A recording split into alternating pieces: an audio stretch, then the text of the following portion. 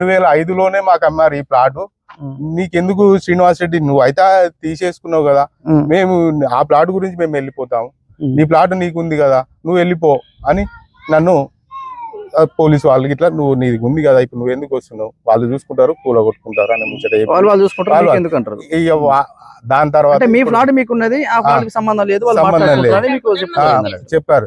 Govinda Reddy sir కూడా చెప్పాడు ఆ రోజు ఏమంటే, ఇప్పుడు కూల కొట్టియండి, ఇద్దరు పోలీసులు పంపిస్తారు, నువ్వు రాత్రిపూట ఎట్లా కట్టావా ఆ ప్లాట్ ను, రాత్రిపూట కట్టినావు అంటే కబ్జా అయితే కోర్టు స్టే తెచ్చుకున్నాను సార్. కోర్టు స్టే ఎవరు ఇస్తారు నీకు, కోర్టు స్టే అంటే అది పెద్ద ఫ్రాడ్, అది నువ్వు ఇప్పుడు కూల కొట్టుకోపోయి సార్ నేను రేపు పొద్దున కూల కొడతాను సార్ అని చెప్పి, ఇక్కడ ఉన్న ఆయన కబ్జా మీద ఉన్న దయాల మహేష్ అంటే నేను రేపు పొద్దుగాల కూల కొట్టి మీకు ఫోటోలు పెడతాను సార్ అని ఎస్పీ దగ్గర గోవిందరెడ్డి సార్ దగ్గర చెప్పి బయటకు వచ్చాడు సార్. ఇక అది జరిగిన ఇక తర్వాత నా దాని మీద పడితే మొన్న జరిగిన ఇష్యూ, ఈ ఇష్యూ ఫోన్ చేస్తాడు పోలీస్ స్టేషన్ లో సార్ మాకు చెప్పిండు, నువ్వు ఎవరు కబ్జా చేసిండ్రో వాళ్ళందరిని కూర్చోబెట్టి నువ్వు మమ్మల్ని విలువ, మేము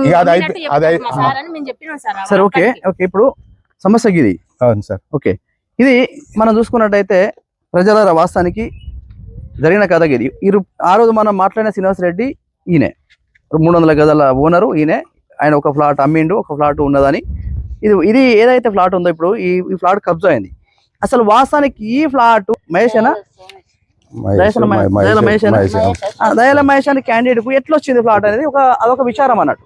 మరి ఈ ఫ్లాట్ ఆయనకు ఎవరా, మీరు ఎట్లా వచ్చింది, ఎట్లా డాక్యుమెంట్ రెడీ అయింది, ఎవరు సపోర్ట్ చేసిర్రు?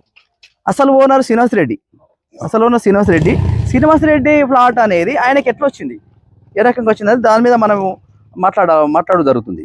అంటే ఇప్పుడు కోర్టు స్టే అనేది ఏ రకంగా ఒరిజినల్, ఇక్కడ ఒరిజినల్ ఆల్రెడీ అన్ని ఒరిజినల్ ఉన్న